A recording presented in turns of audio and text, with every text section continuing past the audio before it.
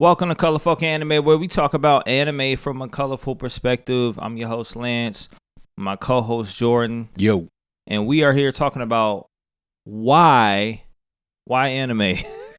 What drew us to anime? What's the main reason? And before we kind of share our stories, if you are watching this, or if you're a person in our Discord, like, comment, let us know what was your first experience with anime?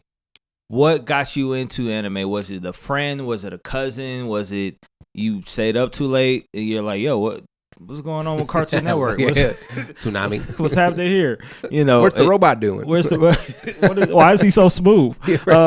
But like, let us know what was your first. Right, he did. Hello. No, that wasn't even his voice. His voice is like on the docket. Right. I'm like, you are quiet storm right now. But let us know your first experience with anime. So let's get into it. Jordan, why do you think? Well, let's go macro first. Why do you think people in general are drawn to anime as an art form, as something to as mangas to read, animes to watch? Why anime? For sure. Yeah, I think it's interesting because out of all of like the art forms, the different kinds of mediums, you know, even in the media world, you know, you've got all kinds of different, you know, you've got cartoons, you've got anime, you've got dramas, you've got soap operas, you've got all the different mediums and different people watch. I think one of the things that's popular across pretty much every generation is anime. Yep. Literally from, I guess, spanning from the 80s. Yeah, and I mean, there's even earlier. Yeah, I mean, there's even dudes. I mean, you know, obviously it's not very common to see people that were really messing with anime from before the 80s, but it's not uncommon to see older folks that really love anime who may have gotten into it later in life, or like got into it because a kid got into it. You know, like one of the best ways to get into something is let your kids get into it, and then just like they drag you along. Pretty much. And so, but no, I think as a medium, anime, I think it's so popular because people, for a couple of different reasons. I think one, people relate with it. Yeah. You know, like one of the biggest things is relatable characters. You know, you've got, most animes will have a character that you relate with in some way, shape, or form. You know, and then you've got stories that are an escape from reality, you know. But a lot of times you'll have real world applications or real world life lessons in anime that you can take and you can apply to your life. You know, you think about, you know, Naruto and like him starting out as an orphan and finding his community. You know, a lot of people are ostracized as kids for whatever reason, whether it's bullying or they have special needs or they're just nerdy and they don't know how to interact with people. You know, they're awkward, they're socially awkward. Yeah. You know, and so like anime is that catch-all. You know, like anime brings together the socially awkward nerds with the jocks, you know, who are too cool to admit they like anime until it's too late, and then they don't have a choice or they get trapped. And the gangsters that really loved Dragon Ball Z back in the day because it was all about hands. You know, so like anime is the melting pot where everybody can connect. You know, some of my most favorite people I've ever kicked it with were other anime fans that I might not have been friends with if I didn't know they were also an anime fan. Yeah. Like I had one of my buddies that I used to work with. I had never spoken a word to this dude. We worked together for, I don't know, like 2-3 months. And one day I saw he had a picture in his cubicle of Luffy. And I just walked by and I was like, oh man, I love One Piece. And he was just like, oh, you know who that is? And so him and I kicked it after that. And like we would get lunch, we talk about anime. And like we still talk to this day, and we've been, and I mean that was like 7 years ago that we worked together. Yeah, you know, and so it's like anime brings people together. I think more so than anything else, because like, you know, you have fan bases for different things, and a lot of times fan bases can be real toxic. You know, and anime has its own toxic fan bases. Don't get me wrong, for sure. But I feel like by and large, like the anime fandom in general tends to be one of the funnest fandoms to be a part of, because people really don't care what animes you love. Yeah. If they find out you love anime, they'll talk to you no matter what. Be like, oh, what do you love? You, and they're willing to, you know, I'll say this about anime fans, they're willing to put you on game about, like, there's not a lot of shame in oh, you didn't see that? Even if it's the newest of the new or whatever, it's like, oh no, you should watch this. Yeah. Like, let me know when you finish. You know, if you binge it or whatever. And I think that is the part of that welcoming part, like factor. It's the community part that. Other thing I was gonna add to back to kind of what you're talking about, the elements of anime. I think the complicated hero. Yeah.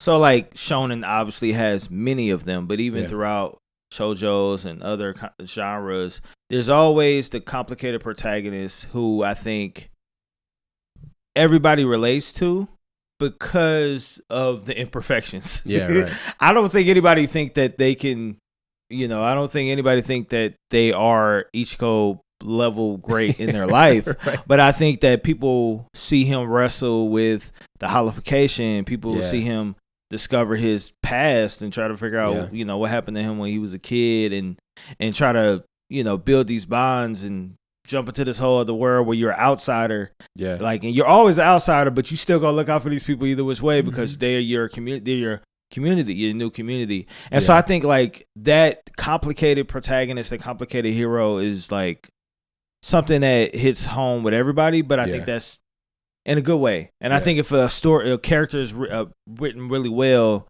you're conflicted because you like, but I kind of want him to win either way. Like he the guy, you know. Like I'll give you a good example. So I have a buddy of mine who is not an anime fan. Like doesn't really care that much about anime, but like I know he's really into like horror stuff. Like streams horror games, like loves horror movies, everything to do with like horror occult kind of stuff. And he kind of was just asking me like, oh, is there like horror type anime stuff? And I was like, oh, there is. Like there's not a ton that I think will be classified as horror, like true horror in the way that horror people like horror stuff. Right. I don't. So I don't really mess with that stuff. Yeah, because even like Tokyo Ghoul is like sort of. Yeah. It doesn't feel like I recommended that he watch Death Note. And he is hooked on Death Note. And it's hilarious because this is like probably the first anime he's ever watched. And so, but I knew him, and so I knew that he would like Death Note. And it was so funny because for like a week, he was texting me every day, like his updates on where he was in the show. Are they going to figure out who he is? But I mean, you think about it, like for a non-anime fan, and you think about, that first anime recommendation is crucial. Yeah, it is. Because you could make or break whether a new anime fan if you give them a bad suggestion. Even now, like, because I'm at the point where I know like AOT is like the safe one that everybody, even that is like, I don't know, too obscure. It's still and it's funny because you want to give somebody a suggestion that's not too like deep in the trenches. Right. Like you're not gonna have to know a bunch of anime history to get why it's funny in certain areas, like the tropes. Yeah. Stuff like that. But I mean, going back to Death Note, and your comment about, characters that we kind of relate with and that, we see, we struggle with.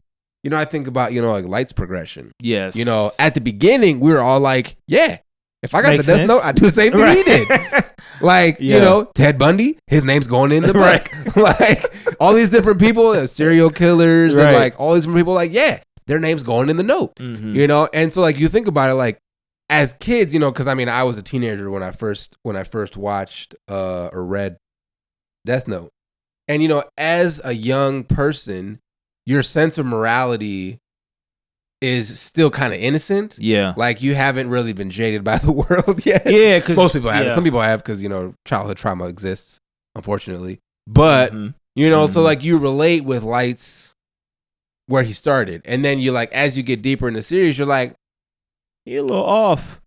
But low key, even at that point, you're like, he's too deep. He can't stop, Yeah. So so you still relate. You're like, I mean, if I was killing off all the evil people, I wouldn't want to be caught either, right? So I mean, the characters you relate with, the themes, like obviously again, like morality and like, themes of like again, I brought up Naruto, with like kids being bullied, and so Naruto is a champion for people that are bullied, right? Because Naruto was literally this man, like the entire village hated him. Right. For something that was completely out of his control.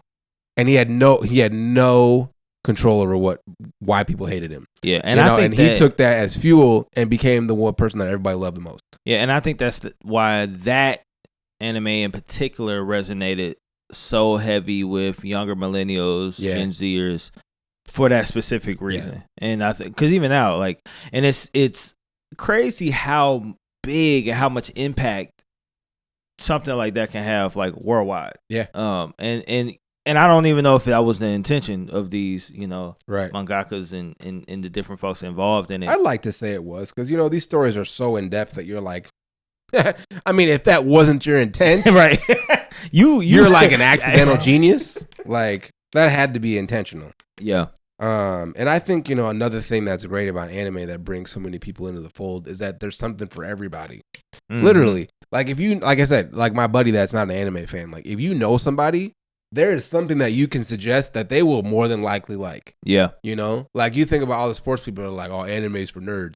I'm like, there's so much great sports anime out there that like like these little jocks will be like, yo, actually, I kind of mess with that. Right. That's fire. Like one that's Blue Lock is blowing up right now. Mm-hmm. Blue Lock is a soccer anime, and it is fire. Yeah. Like in everything. The manga's tremendous. The anime is great.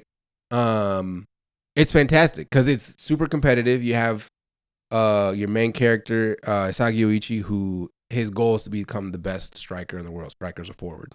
Yeah. The best striker in the world.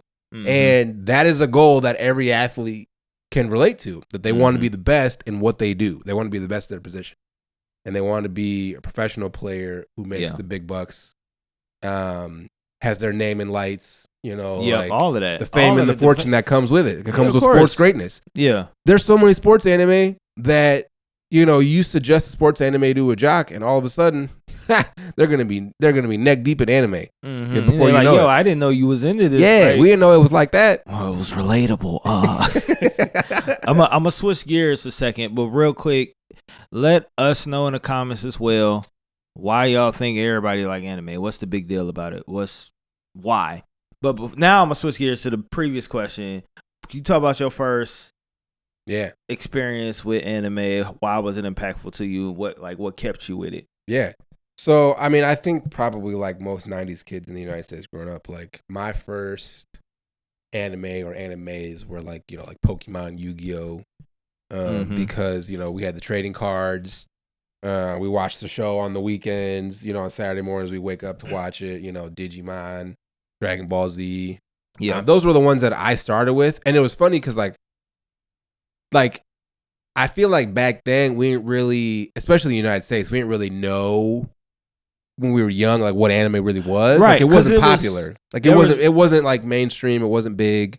Yeah. It was a point where like even with Pokemon and Digimon, which are Japanese animated, they came along like the same lineup as like other cartoons. Yeah. So right. Exactly. Like, you'd see the Looney Tunes and then Pokemon. Right. Yeah, right. Like, oh, okay, cool. Yeah. Like, no big deal. Yeah, and so, it was, and part of the reason that I continued down anime is because I had friends that were also big anime fans, like my boy Coop, friend of the show. We've been talking about anime since we were in elementary school, like just throughout the years. But really, I got really heavy into anime, and I knew consciously that it was anime in high school. The first manga I ever read was Naruto.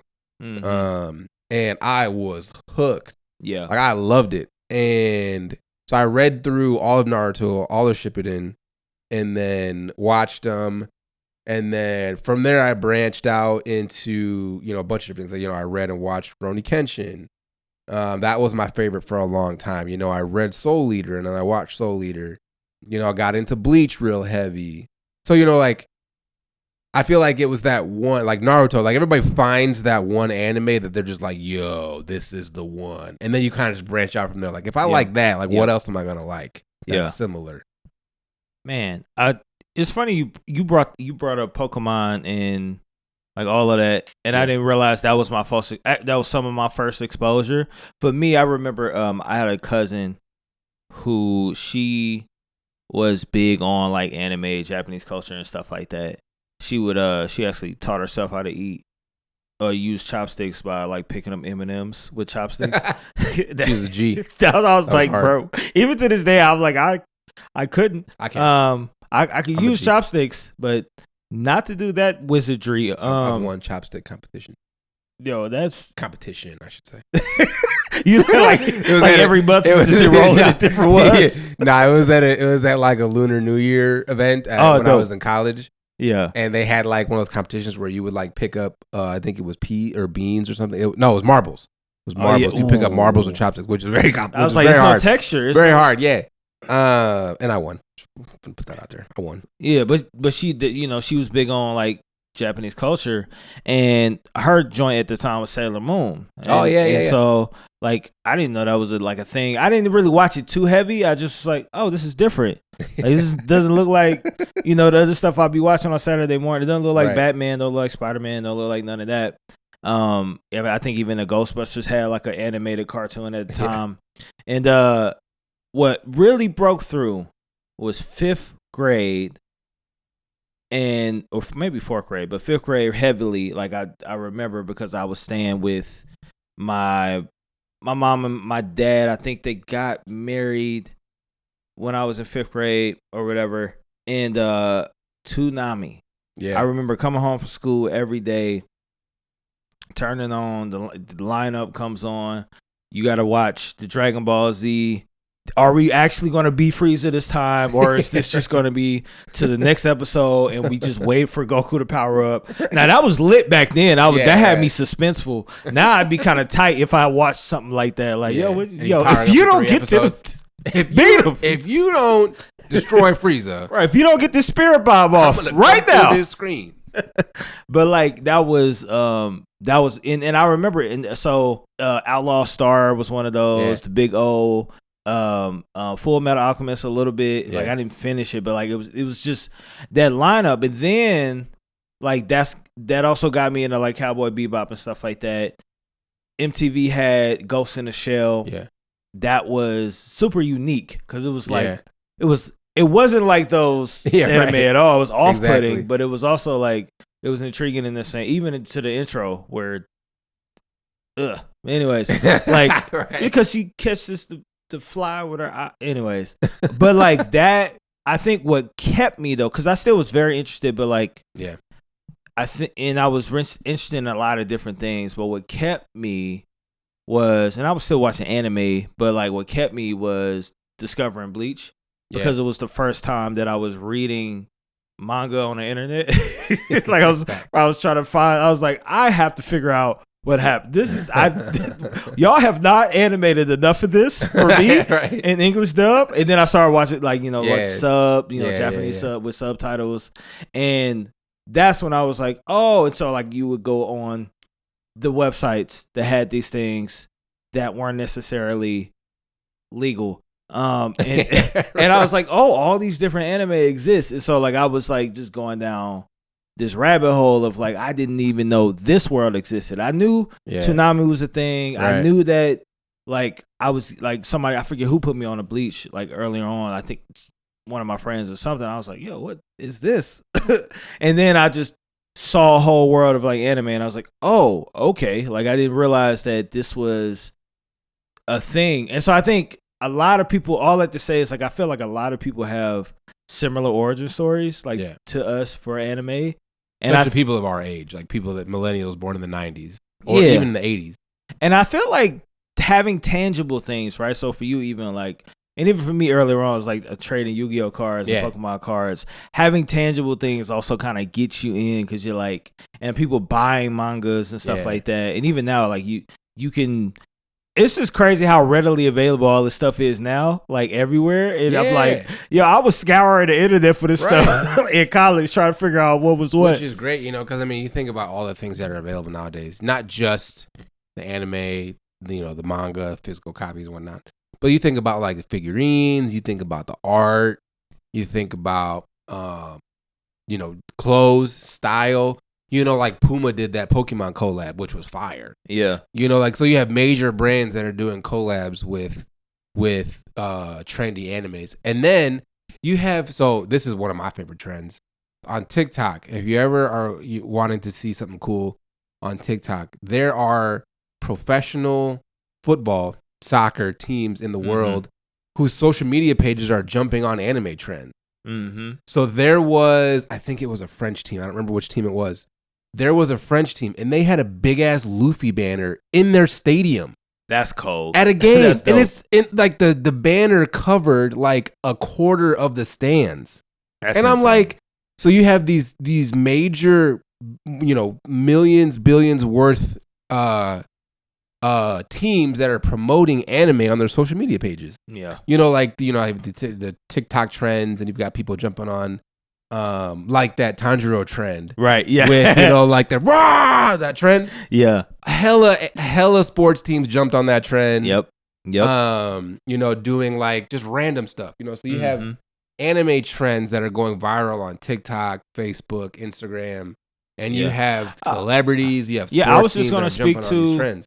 Yeah, I was just going to speak to Creed 3 is coming out, so I think it'll be out by the time this episode's out. Yeah, Michael B. Jordan, in a few interviews, I've been watching a few interviews on some other podcasts with him, and he talks about directly taking an influence from animes for his fights. That was a dope. That was a dope. It's like literally like shots are kind of like directed to look like the relationship dynamic between him and the Jonathan Majors character. Yeah, represents like a complicated relationship in anime. Yep. And I think that. So when we talk about like in the last pod, like pulling from that source of like inspiration, culture, I think that's just gonna I only see it blowing up further. Yeah. My only concern for anime going forward to be my final thought on this, but unless you got any other thoughts, but like my only concern for anime going forward is, I think about will it ever stop? Yeah. Does that make sense? So every genre of music has been like this. Yeah. TV genres, movie genres have gotten to this point at times. Like even action movies are like, right. I just saw a TikTok on this guy criticizing the Fast and Furious names because none of them keep the same format. So like they're not the same format. It should be fast. It should either be Fast, Furious, and either 1, 2, 3, 4, 5. It's none of that. Or just Fast 8, Fast 10, Fast they X, did what they did. The newest one. The last one was the Fast and the Furious. And then you got the spin-offs, the Hobbs and Shaw. And right. But like it's getting to, even with action movies, it's getting to the point where it's like, all right, are we peaking? Like as, God bless Bruce Willis, but as Bruce Willis, one of the kings of action, he's losing his he's struggling with like early onset dementia. Yeah. Like is this same fate? And obviously it's not just shonen, but like it's the same fate going to happen for anime, or do we just have like an infinite level of inspiration to create more manga, more anime and stuff like that? I don't know the answer to that, but and kind of building on that, and this will be my final thought because this could be a whole nother episode, right? Is the idea that there's too much anime. Like it used to be really good because of the fact that there was smaller quantities, and it was we were consuming it at because like you had to pirate stuff to find it, back in the day. For sure. But nowadays it's so readily available that you're just like inundated with anime. Like I routinely check like, oh, I want to try something. I want to start something new. Right. And then I look at the list and I'm like, there is so much stuff that's new, has only one season, stuff that doesn't make it past one season because it didn't hit. Yeah. And then you get attached to characters that you're never going to see animated again. And the reality is I end up going back to something I've already watched because I'm like, at least I know there's too much. I don't know what I want to watch, so I'm just gonna go back to something I know I like. Yeah, I think why I rewatched those like 4 times. Right. So definitely let us know what y'all think about the future anime as well. We can probably gonna have a whole nother episode about that. Yeah. But if you thought this was entertaining or you resonated with anything that we said, or you thought that it added to you in any way, please like this video if you're on YouTube. Follow us on YouTube. Subscribe. Follow us on Spotify. Subscribe to us on iTunes. Leave us reviews.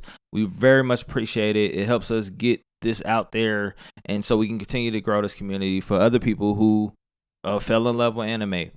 But y'all know the slogan: stay colorful. Peace.